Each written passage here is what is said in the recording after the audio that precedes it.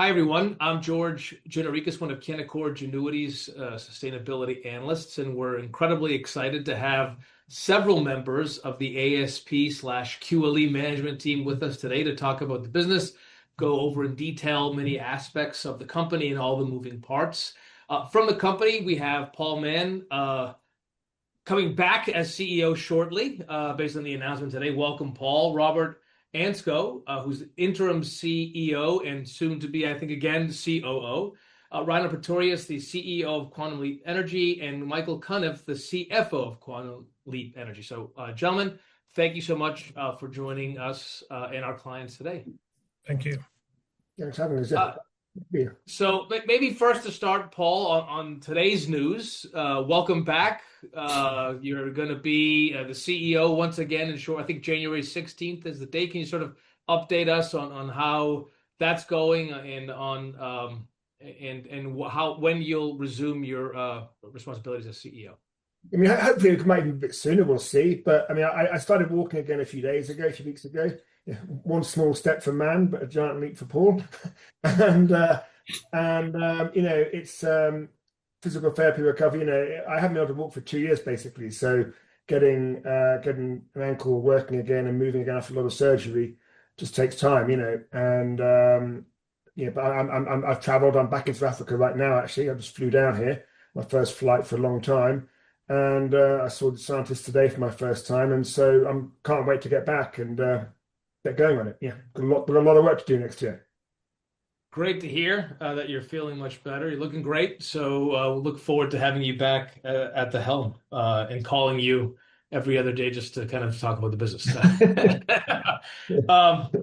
So maybe it'd be smart just to start from the top and talk about the developments with the current isotopes. You sort of went over them in some detail on your recent earnings call, but we'd like to dig in a little bit further. So maybe to start off with Silicon-28, what the recent developments have been there and how quickly you can start to ramp revenue.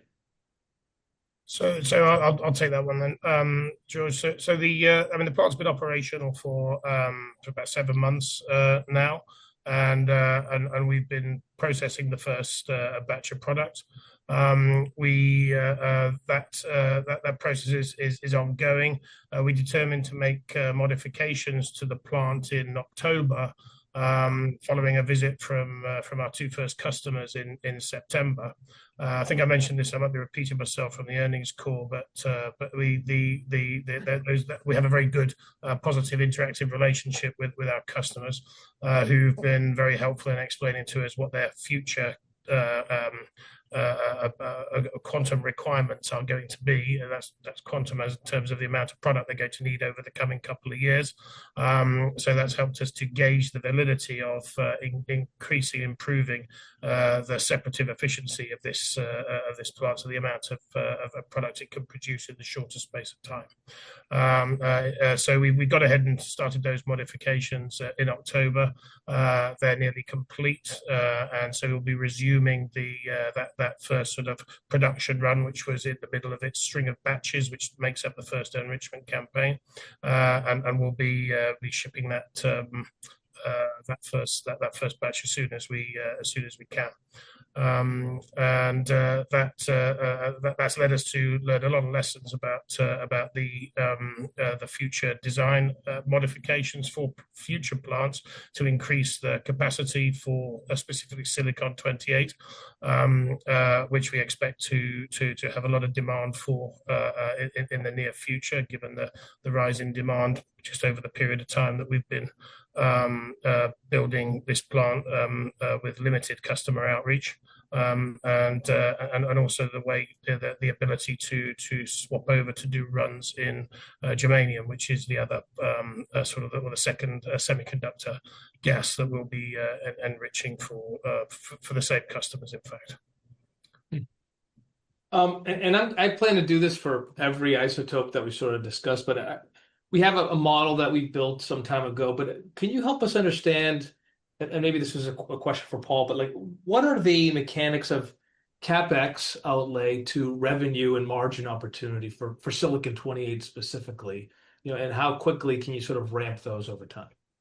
So the CapEx has been spent now. on this plant. There's very little left to spend. We've said the plant could do about 80 kilograms a year, I believe. I think that's the number we've said. And we don't have a firm price that we're selling that isotope at, but the first initial orders are around sort of the $500 to $550 a gram. So that's an expensive isotope, quite good value. And in terms of future plants, though, future plants will be substantially cheaper to build. I used to think maybe it's $30 million a plant to build, but maybe that's nearer $20 million now. We'll have to see. I just don't know. Depends on the size and scope and that kind of stuff. But the revenues from these plants, we'd expect. I'd expect to be able to build a plant like this and get a cash-on-cash payback in 3 years. That's what we should, as a company, that's what we should be aiming to do, basically. If we can't achieve that, we're either underpricing the isotope or overpaying on our capex. That's how I think about the economic model here. And 3 years is an absolute maximum. I'd like to think it's quicker than that in some cases. Right. And this is a market opportunity that's vast. In other words, you can see plant 2, plant 3, plant 4, plant 5 being sort of put together over a multi-year period. Absolutely. I mean, listen, right now our cost of goods is quite high in South Africa because the cost of energy is quite high. We probably pay close to 10, 12 cents per kilowatt hour during the day, or averaged over the day. And in load shedding days, it's more like 40 cents per kilowatt hour. So, it's not a cheap place to produce goods that use a lot of energy.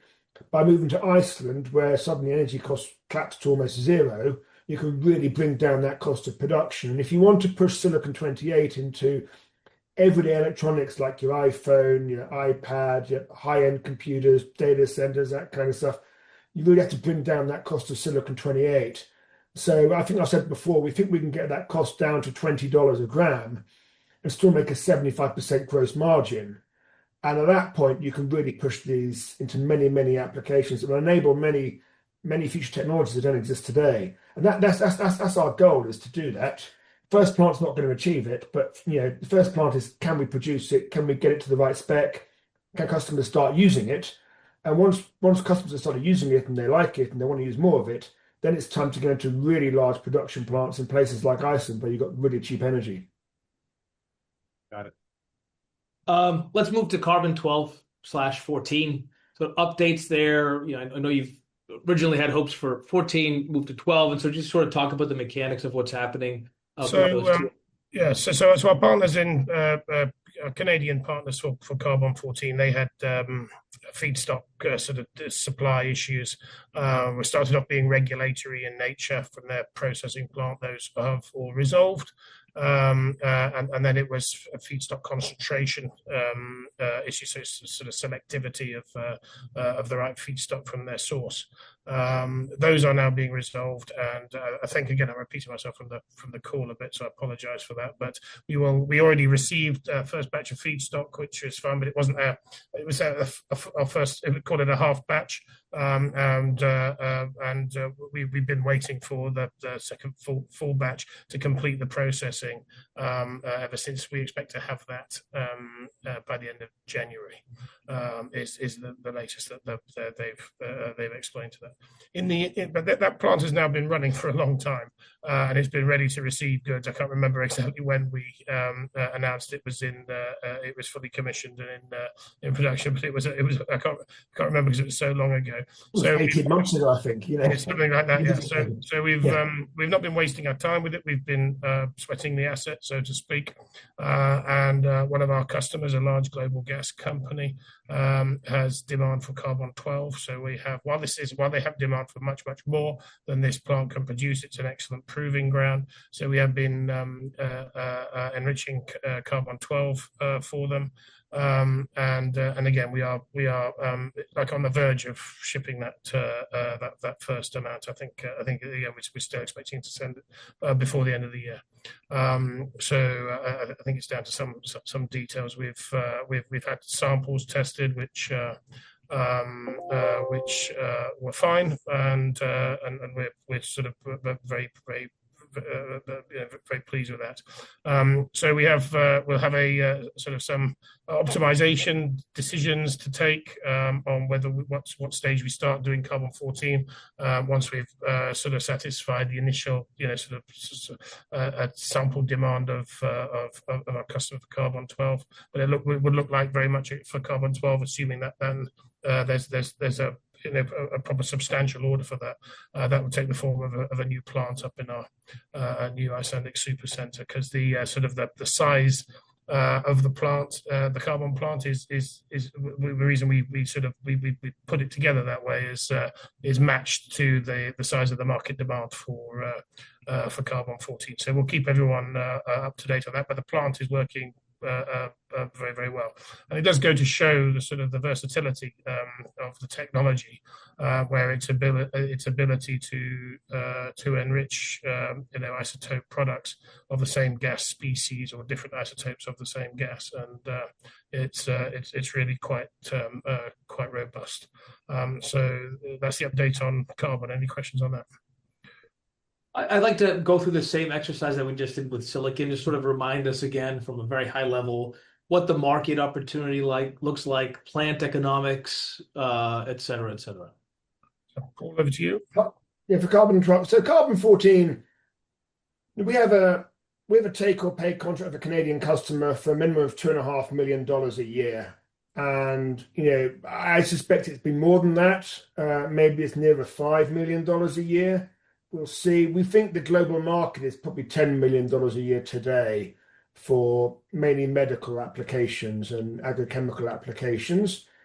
And there are emerging uses for carbon-14 that may make it substantially larger in the future. So we have a very close relationship with Bristol University in the United Kingdom, and they've been spending a lot of time developing long-lasting batteries that last thousands of years for applications like satellites, things that go into space, pacemakers, that kind of stuff. And if that was to develop as a commercial application, clearly the market goes up dramatically. But that's, who knows when that happens, if that happens. I don't have a crystal ball, I just don't know. Carbon-12 right now is in its infancy.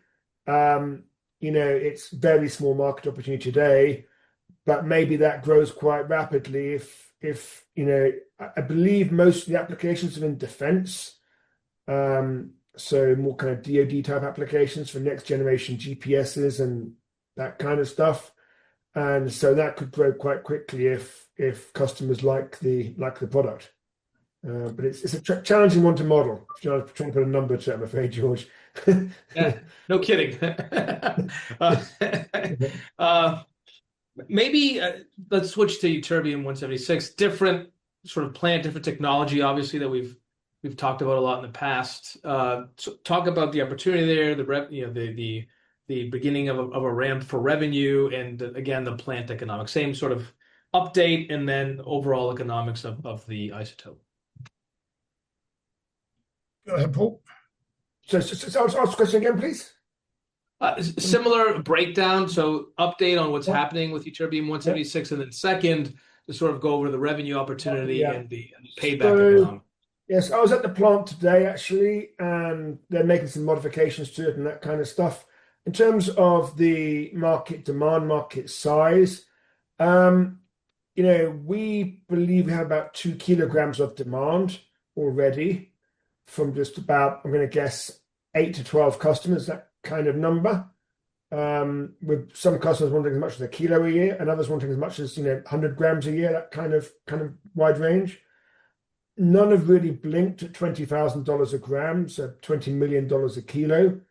This market is in its infancy, though. So when you think about the beta-emitting radio pharmaceutical market, Pluvicto today is doing what, sort of $2 billion plus minus, and consensus forecasts have it doing sort of $4 to $5 billion in 4 to 5 years' time. And then you've got a pipeline of other drugs coming behind it, also needing lutetium-177, therefore ytterbium-176. So, I don't know. Market today is maybe $40 million. Perhaps in 5 years' time, it's nearer $100 to $200 million, that kind of number, Right. It's growing very rapidly. But I'm pretty excited about the outlook for radio pharmaceuticals and radiotherapeutics. It's a new category of drugs that clearly work really well at treating hard to treat cancers. And so, it's potentially a very large opportunity was going forwards. In terms of the plant's economics, George, I mean, even I could tell you that. I mean, they're immense. The payback on the payback on the plant is a matter of weeks or months when it's operation. I mean, we've made all this public. So the laser rig, the first one that we have, which a lot of sort of investors, visitors, counterparties have seen in Pretoria in our laser department.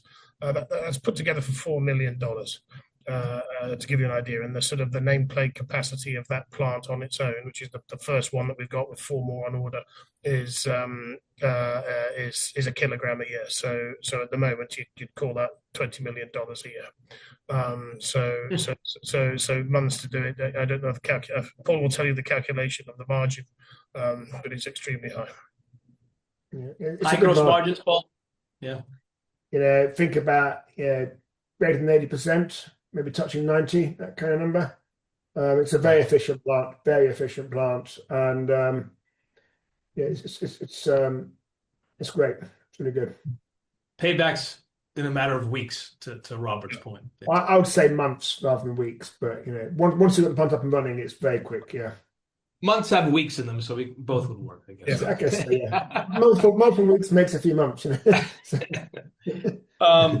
And maybe to sort of talk about the other opportunities that you've outlined in your releases, other isotopes that you're starting to explore, and maybe think about revenue opportunities with. And I mean, there are several. There's barium-137, nickel-64, zig-68. Can you sort of talk about how you rank order the opportunities within that bucket and when we could expect revenue and plant execution?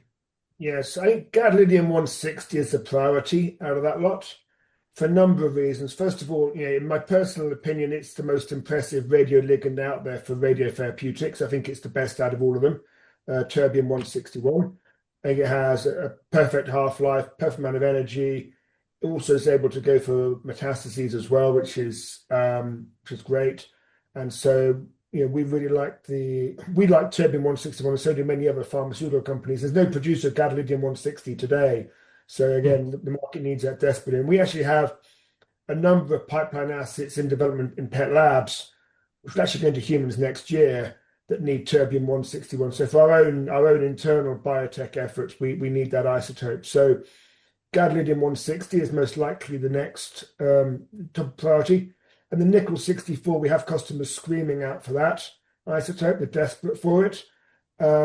It's slightly more challenging to produce than gadolinium-160 and ytterbium-171. It's not that much more challenging, but it's a bit more challenging. And so that's probably like number 2 on the list. And then barium-137 is an interesting one to do. We believe we can do it. We think we've worked out the spectroscopy for it. We're working out right now a system that will allow us to process it. One of the problems with barium is that it's exceptionally reactive, explosive, and flammable. And if it touches with air, there's not much left of it afterwards, or not much left of the room either, probably. So you have to process it in very special conditions that allow you to do that. And so we're working through those problems at the moment and the hazard status of that. But the spectroscopy side is pretty straightforward, and the customer actually only really wants quite small quantities. But when you look at quantum computing, there's various ways to make quantum computers. Some will require silicon-based approaches, others will require other isotopes. And barium-137, ytterbium-171 is another approach to do quantum computing. It says in your last release that you signed a purchase order for barium-137, but I'm assuming Correct, it's going to take time yes. to execute on that. Yeah. So this is a very, very small amount. And so our scientists believe they can do that safely in the laboratories that we have. Turning it to a commercial scale with this particular material may be more challenging. That's something for our scientists to work through and deal with. Listen, we deal with lots of very challenging gases. Silane is pyrophoric and explosive. It explodes on contact with oxygen. Germane is even worse. It's explosive, pyrophoric, and highly, highly toxic. So we used to deal with very challenging gases, and our scientists' job, our engineers' job, is to make it so we can handle those gases safely. And I think they're confident they can turn barium into a plant that you can process it safely under correct conditions. But for the small R&D quantities that we're talking about right now, it shouldn't be that challenging. Yeah.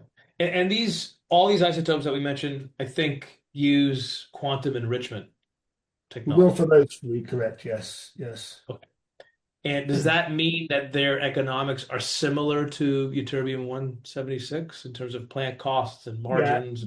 likely, yeah. That kind of zip code, correct. Right. And without getting into exactly what the capacity is for each or the ASP, average selling price, not ASP isotopes. I'm assuming that the payback is also a matter of months, not years, so to speak. Correct, yeah, correct, yeah. I think nickel is more like sort of $40,000 a gram. Gadolinium, I think, is like $20,000 a gram. I don't recall the number for barium 137, but it's going to be in that kind of range. And customers haven't really even blinked at those kind of prices so far. Okay. And it says in your release here that you've secured permits to import equipment to enrich these, which I would assume is easier than importing equipment to enrich uranium, which we'll get to in a minute. But it sort of supports the logic of separating the two companies. Is that the right way to read into that line there? Yeah, Rhino can talk about the joys of getting permits for uranium, but certainly gadolinium, ytterbium, nickel, these stable isotopes used in medical applications. It's still a lengthy process. It's a 6-month process involving multiple governments and multiple organizations within each government. But it's substantially easier than anything. Once you mention the word uranium, it becomes an awful lot harder. Well, for those stable isotopes, we have those certificates in hand now for the ones that we've just spoken about. So we've been through that process and we have them for the initial plants. May I ask about competition? Just because because of the opportunity that you've identified, there appear to be companies like left and right that are popping up that claim to have an isotope enrichment plan, so to speak, and mention some of the same isotopes that you do. I mean, to the extent you've sort of scoured the landscape, how far ahead do you think you are? How viable do you think much of the competitors are? Yeah, I don't actually know, but I ask our customers for intel, and our customers say that there's no one else that can do it. So, so that's the intel I've got, But yeah. Okay. Maybe to switch the focus to PET Labs for a little bit. Update there. You grew volumes in the third quarter by 16%. Sort of how should we think about the path forward for PET Labs, to the end of 25 and going into 26? So we'll see in South Africa, we will see ongoing increase in dosage supply and revenue. We will have we expect to have the second cyclotron delivered on our South African expansion program delivered into Cape Town, where to join the first one in Pretoria, which came into operation during the course of this year, with that and the corresponding installation of the scanning equipment that we have on order to go into the actual nuclear medical point of care facilities. I mean, we really sort of South Africa up there. I mean, the amount of the increase in the amount of doses delivered to the country has been incredible. So we're very pleased with the progress there. So we expect that to continue and more of the same. The exciting development in 2026 is you'll see that we have announced our first acquisition in the US, in Florida, of a radio pharmacy. I'm actually speaking to you from the US now, outside of South Africa. I've been in Chicago at the Nuclear Medical Conference, meeting with our suppliers, supplier partners here at the conference. You can expect to see more announcements of acquisitions, which will be very strategic due to their abilities to distribute doses. We've got, I think, 10 in due diligence at the moment, so I can't sort of can't predict how many of those will convert. But the due diligence, apart from the sort of standard corporate due diligence, is all about competitors and customers. We're very confident in our abilities to purchase, commission, and regulate the equipment. We've demonstrated that from our test bench area in South Africa.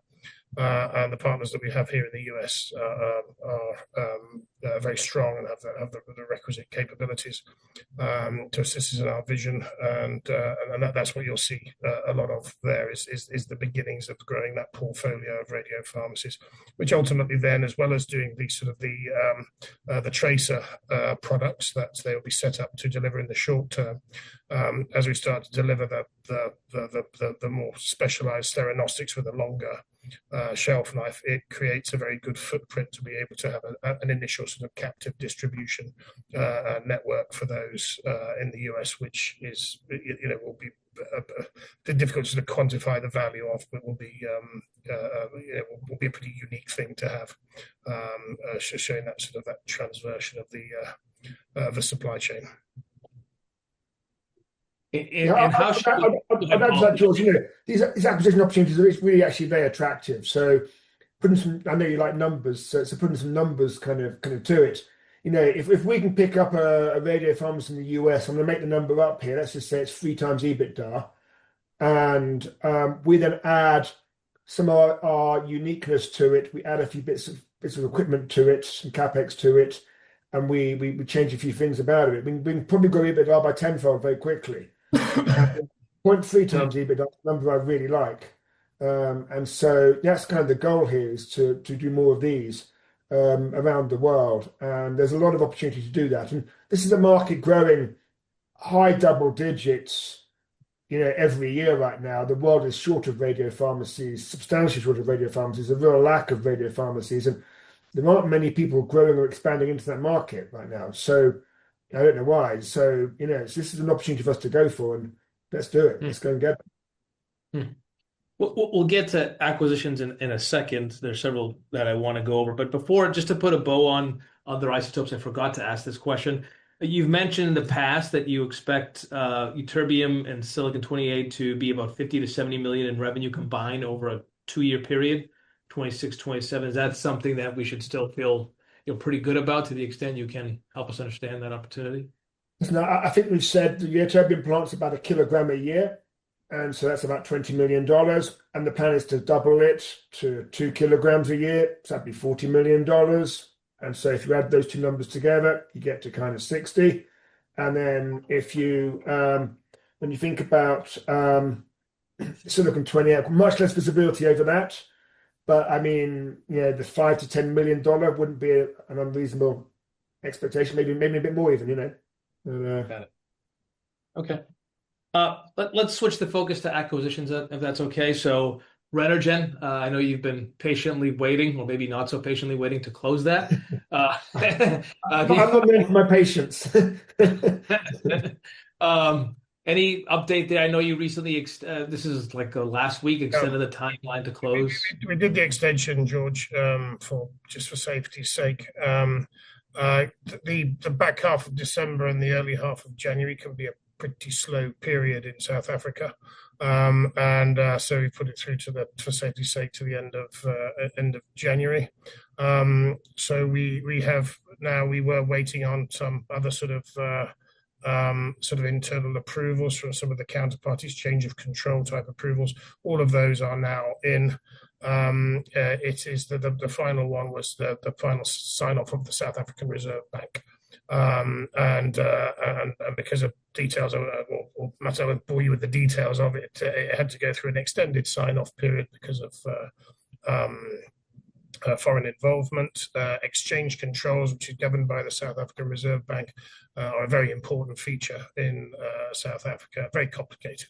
Well, not complicated, but they're not something that we generally. I'm describing it as tedious rather than complicated. Yes, that's right. It's not complicated, but it's a step that you don't expect to do. Anyway, the fact is, it's really sort of we're not trying to challenge any of the exchange control as a sort of governing dynamics in the structure that we have, not in the slightest the holy set, but just the number of hands it has to go through is done. We have the regulators are extremely helpful, giving us feedback on how the file is progressing through the many pairs of hands, and we have no worries whatsoever.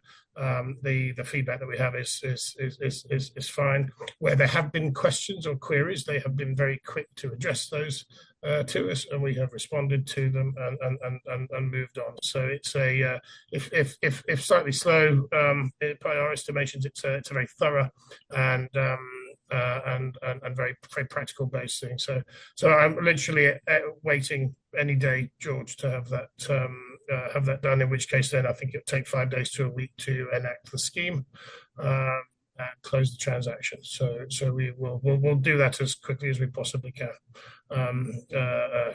Operationally, of course, which we've had a big hand in assisting with the operations. I mean, that's going extremely well. So we've no reason to reconsider the guidance that we've given in terms of timelines to the market, but I do intend to give a thorough sort of production update, shall we say, to the market in the very near future. I mean, certainly we've got a growing number of South African investors, and we will have even more South African investors when the scheme completes, and they're extremely interested in progress on this. But I mean, I think I've no doubt that the project will be a success. And from what I see and what's going on, and the way things are developing, and I think it was Paul's vision, as most of these initiatives are at the beginning. He was absolutely it will be proven to be absolutely right. This will be a fantastic transaction to have done, and a really valuable asset for the company to have. So we've got no hesitation in pushing through the completion, and looking forward to update everyone on the good work that's being done on the ground in a town called Welkom in the middle of South Africa. So we'll wait to get a more fulsome operational update once this is completed, which sounds like, knocking on wood, it should happen sooner rather than later. Very much so, Georgia. I'm really excited about what our engineers can bring to that project, and how I think, there's a great complementary set of skills between the two teams. I think it's definitely a case of 1 + 1 makes 3 rather than 1 + 1 makes 2. It's gonna be great. Maybe to switch gears because you've made several acquisitions recently. One of them is a company called 137. Maybe I'll give you an opportunity just to sort of talk about what that is and why it's important to the future of the company. Well, I'll ask Ryan to answer that question, actually, but I'll just preface it by, when I set up Quantum Leap Energy, I didn't want just to do enrichment. And I know everyone views us as just an enrichment company, but Quantum Leap Energy should be the supplier of choice for nuclear fuels and nuclear fuel services for the entire supply chain, which includes securing the feedstock, getting it out of the ground, converting it into a product you can enrich, then enriching it, then deconverting it into something you can turn into a fuel. And once you've taken it out of the reactor, you're left with a mess. How do you clean that mess up and manage that mess? So Quantum Leap Energy will become the nuclear fuels chain manager of choice for any company out there. That's the goal, that's the vision. And obviously the back end of the fuel cycle is a critical part of it. And that's the reason why we had it. Ryan, maybe you can talk a bit more about the science and how it works and what goes on there. Yeah, so 137, it's a very exciting acquisition that I'm very happy to be part of. It's actually quite interesting technology, and it's named after the isotope cesium-137. And cesium-137 comes out of spent fuel. So if you have fuel that comes out of a reactor and you put it in a cooling pool for a couple of years, so it can physically, thermally and isotopically cool down, you start leaching both cesium-137 and strontium-90 into this cooling pool. So Cesium-137 takes about 30 and a half years. That's its half-life. So in other words, if it had a concentration of 100 over 1 year or over 30 and a half years, it would be 50, right? So it takes quite a while for the stuff to get to a point we can actually reuse that water. And in the meantime, it becomes an environmental hazard to everybody standing around it. Interestingly, with what we can do with the 137 technology acquisition is we can convert the half-life from years into a couple of seconds. And interestingly, what the cesium-137 decays to or becomes as it goes through its decay cycle is barium-137. Which is what Paul spoke about earlier as potentially another route of barium-137 for the ASP isotope group to distribute.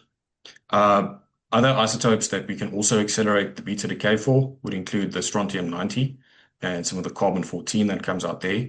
But we believe that there's a higher value in the use of strontium-90 and carbon-14 for some of the processes that Paul described earlier. So strontium-90 is actually a very valuable medical isotope.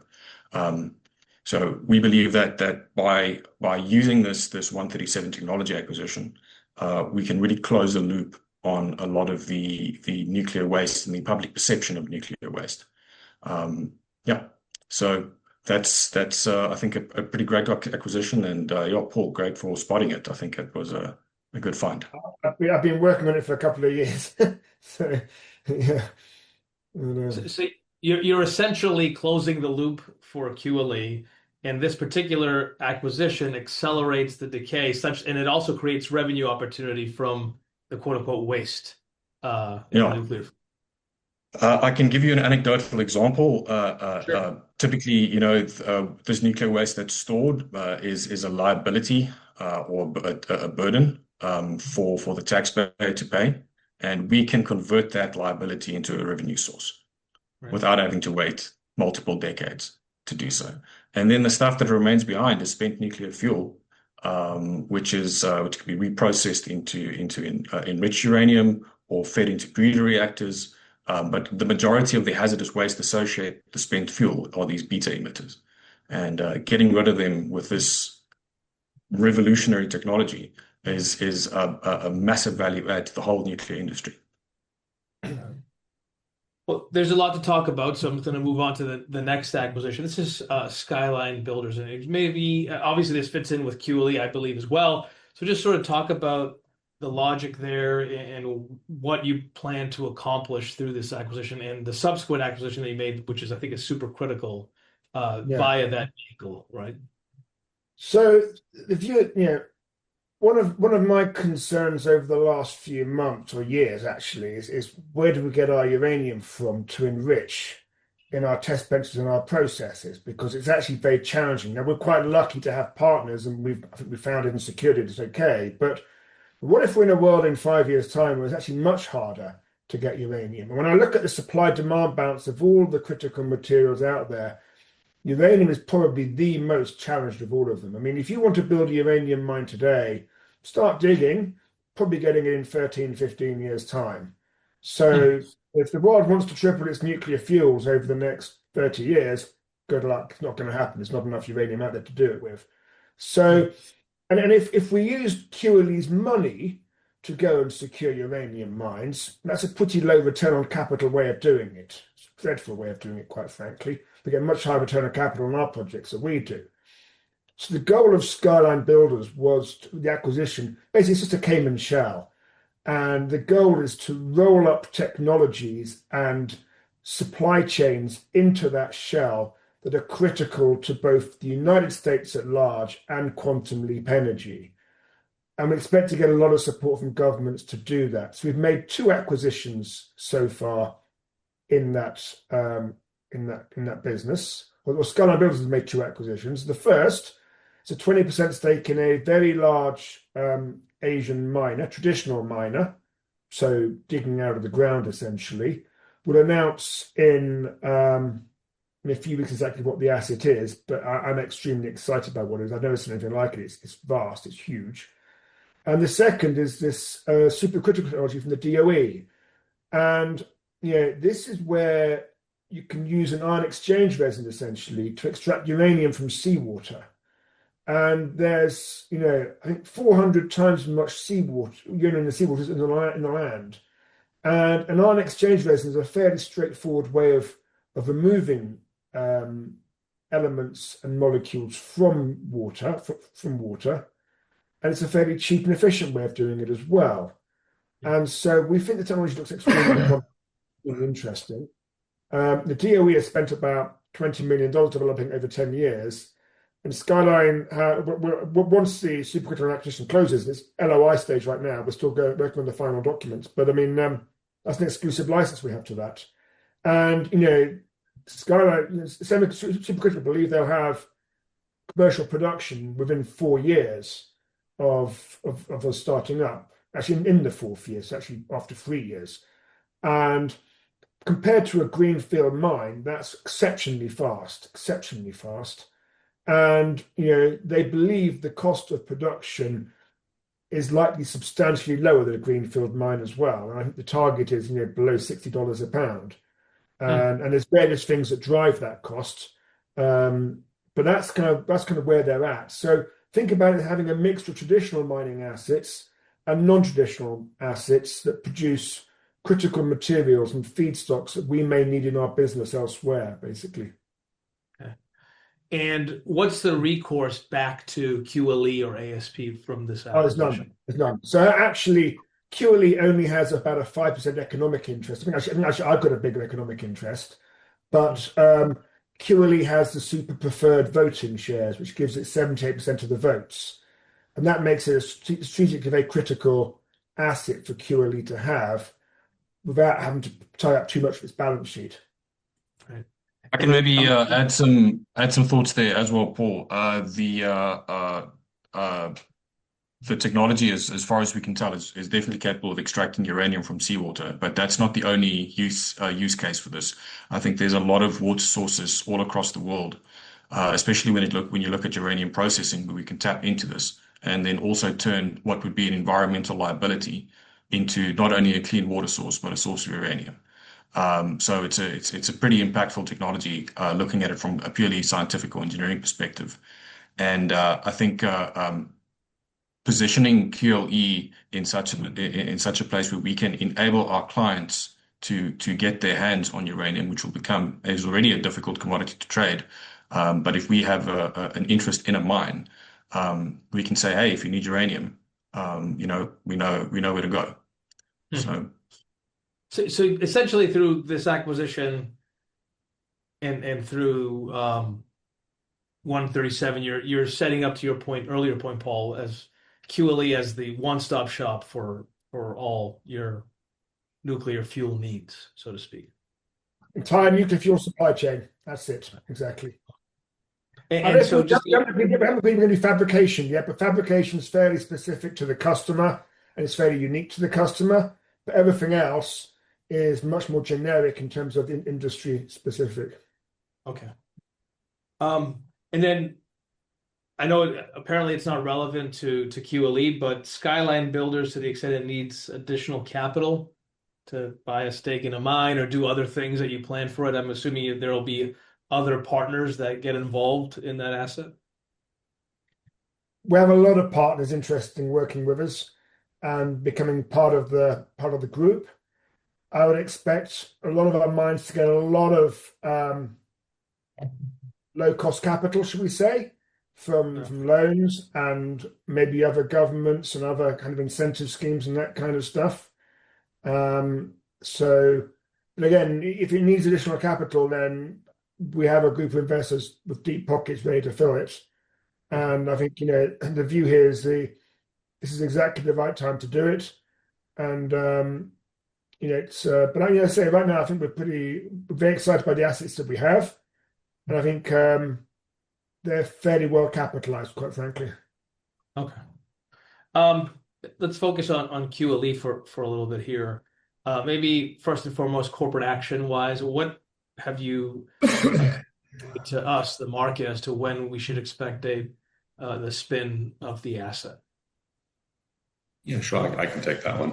So as you know, we filed on November 12th. We've privately filed the S1, so we are working through that process. The SEC has been closed for an extended period of time, and they're working through a backlog now.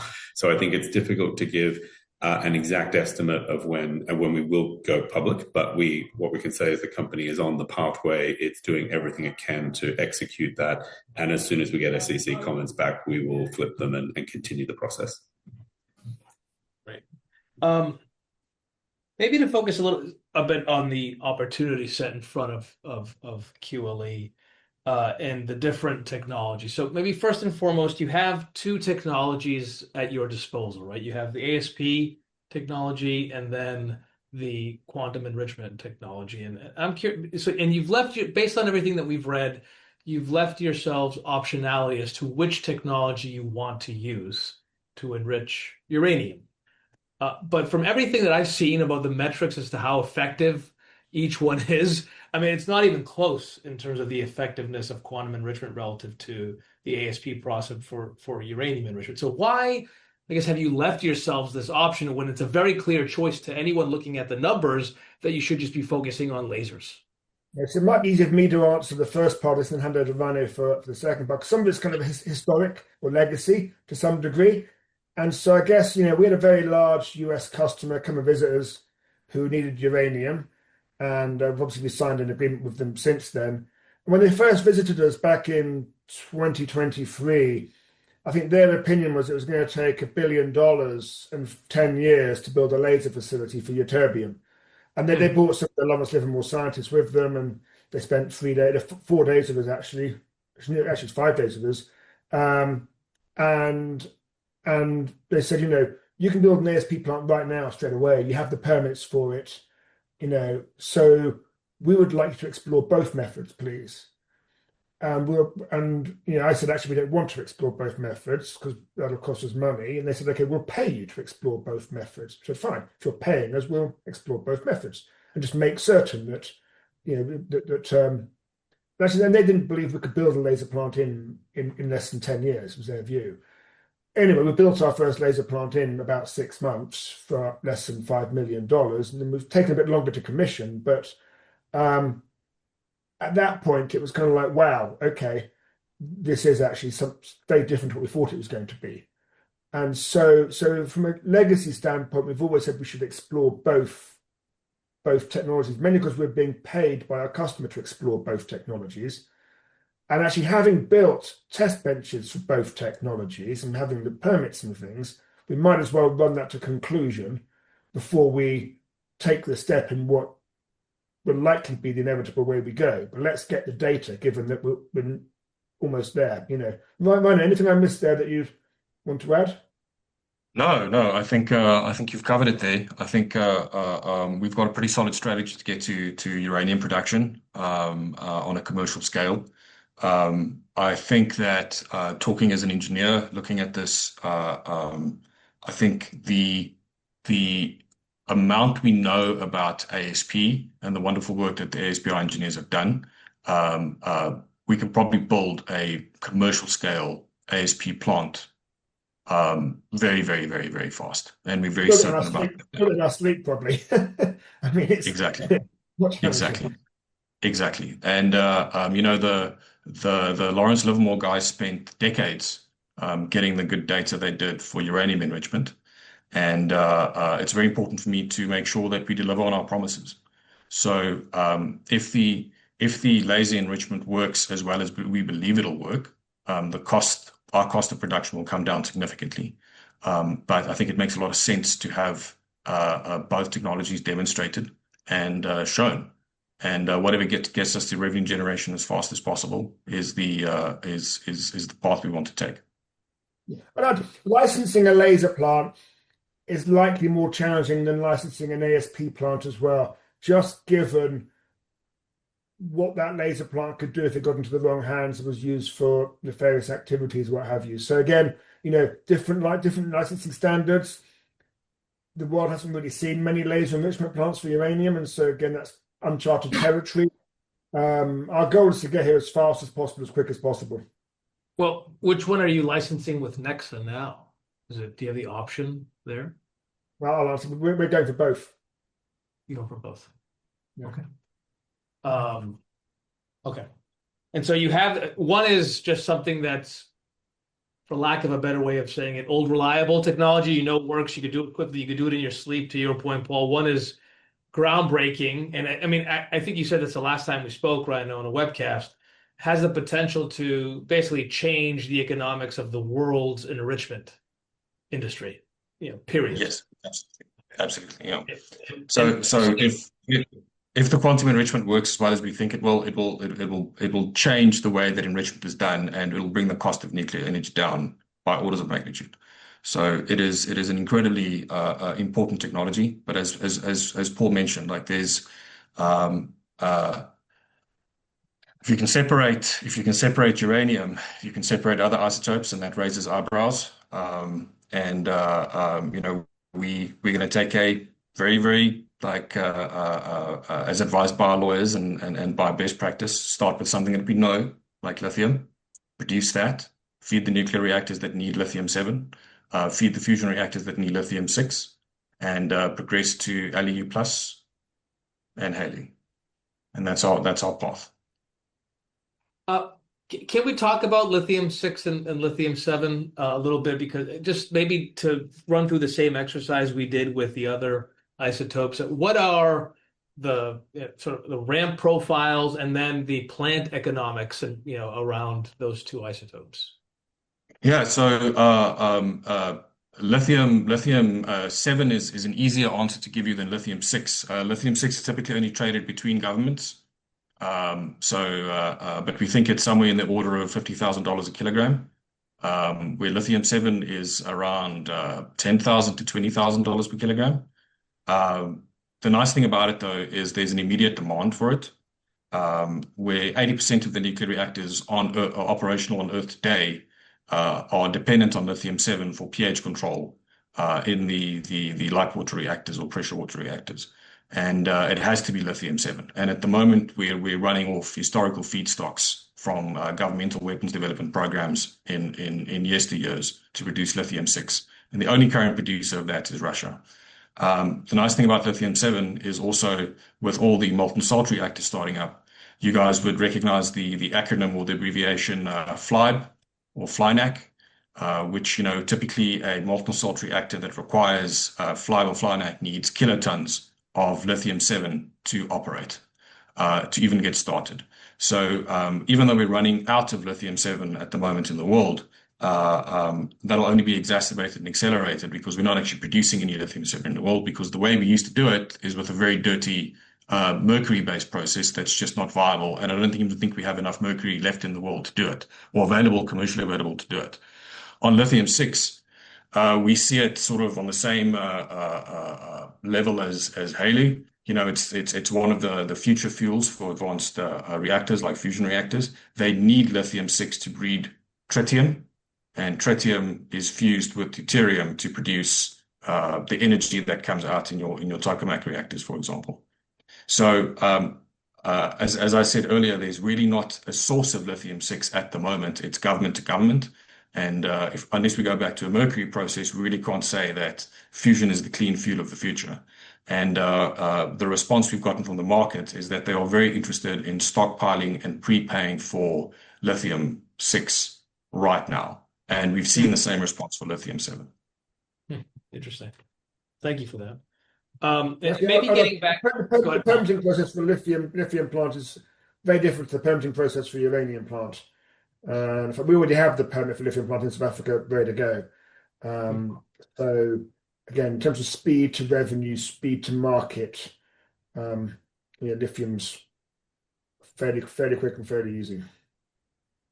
Before we get to the TerraPower, I do want to focus on something that you mentioned last call, which was super interesting about LEU plus, because it sounds like, at least to us, that opens a significantly bigger opportunity than just HALEU.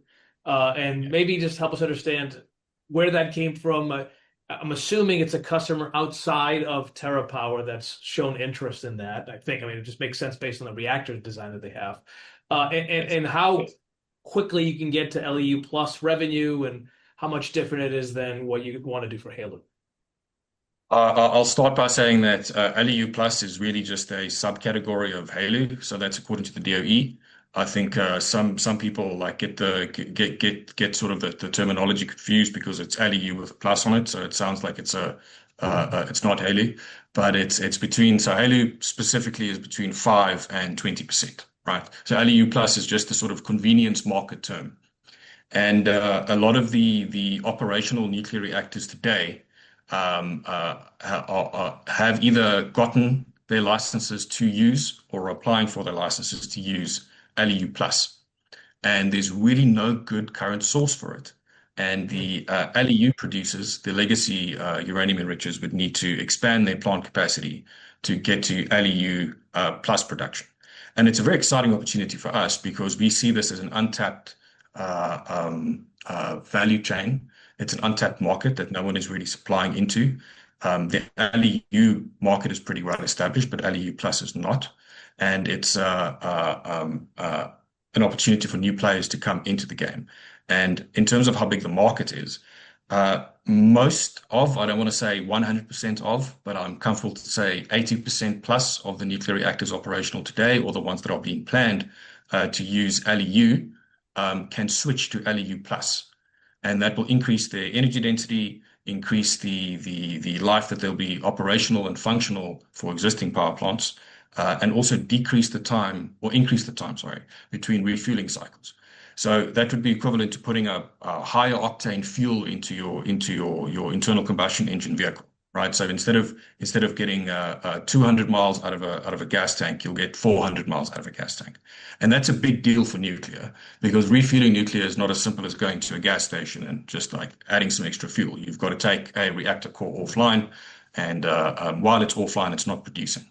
So increasing that time is very, very significant. And as you go into higher enrichment, so from 5 to 10%, you further increase that time and that energy density.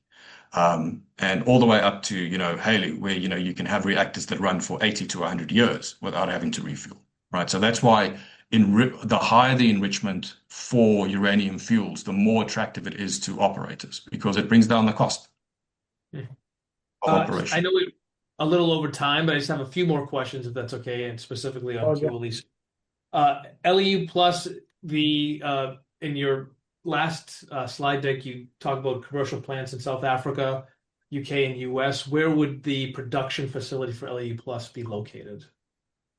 I'm in a very privileged position, a very lucky position, given the technology set that ASPI has provided for QLE to work with. Without being too reductive about it, the same plant that can produce LEU, and let's say, for example, a quantum enrichment plant or an ASP plant that can produce LEU plus and HALEU, right? It's about the amount of throughput and the amount of stages that you put it through. So for quantum enrichment, we will vary the parameters in the system to change the alpha. And for ASP, the same. We'll vary the amount of stages or how many times you put it through each of the stages for enrichment, right? So the big advantage to having this staged approach that goes from LEU to LEU plus to HALEU is very attractive to us because it falls within convenient licensing parameters that has been established by fuel consumers or nuclear power plant operators, right? So I mentioned earlier that existing power plants are now being licensed to use LEU plus at 5.8% enrichment. So for us to run in full steam and saying we want to produce HALEU at 19.75% is a much higher barrier, regulatory barrier for us to pass before we can get into commercial production. But if we say we start with 4.8%, progress to 5.8%, progress to 10%, it's an incremental increase in licensing. And then by that time, we've established the relationship with the regulators, and they know that they can trust us and that working with us makes sense, right? So a large part of this is all about trust. So you could start in other geographies outside of South Africa with LEU plus, and that way it helps create revenue faster and trust faster, and sort of it's a glide path towards HALEU eventually in places like the United States, for example. Exactly, and like I can tell you now, we've now done a very thorough analysis of the nuclear fuel demand for clients worldwide, right? And HALEU isn't HALEU. So some want HALEU as a metal, some want HALEU as an oxide, some want HALEU as an oxycarbonate, some want HALEU as a nitride or a fluoride, and some want it at 12%, some want it at 15%, some want it at 8.8%, and some want it at 19.75%, right? So having that flexibility gives us more market optionality. It is important and that agility gives us a massive market advantage over our competition. Interesting. Okay. And maybe to focus on the revenue opportunity. So, we've had ASP models for some time, and the way we've written about it publicly is that this is the breakup of the two companies, essentially the IPO of QLE is a real value creator, just because what we have so far just from QLE is a limited subset of what the future opportunity is. And what I mean by that is you have this TerraPower deal. It's stated out there you have 150 metric tons over a 10-year period of delivery capabilities to this company. But that's just you're scratching the surface, I think, with that one opportunity. I don't know how many reactors they plan to fuel with that, but I can't imagine it's a ton. What the revenue opportunity for QLE over time, if you prove out your technology with TerraPower, is leaps and bounds more than it is with this one agreement. And the way we've modeled this one agreement is it's about, call it 300 million plus a year in revenue potential over a 10-year period with TerraPower. So it's not really a question there, but can you sort of help us understand what you see as the opportunity, and are we thinking about the overall revenue opportunity for QLE the right way? I think I'll give most of the answer to Michael, but I want to say that we don't see this as a breakup. We see this as the teenager leaving home, and starting on their own. That's how we see QLE. But yes, with the 180 new planned reactors under development in the world, roughly half of them will require HALEU. And some of them will require kilograms of it, and some of them will require kilotons of it. But I'll let Michael speak to the numbers. Yeah, I'd say too, very much, this isn't a breakup in the family. It's not a divorce. It's a graduation essentially. And QLE is going to continue to leverage the technology, the foundation from ASP. But we also have the EPC contract, so we have access to 150 plus scientists and engineers who are specialists in this technology that can help us grow fast, which is great. And they are the experts in this technology. So I think it's all positive.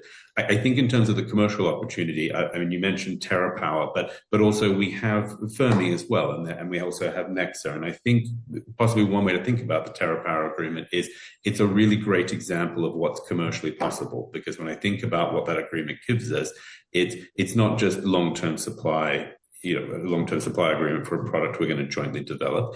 It's also got funding collaborations and partnership as well. And I think if you think about that as an analog for what's possible, then I think more is possible. I think also what that gives us is a foundation to grow out and scale. And so, we can do more with more production facilities with more agreements like that.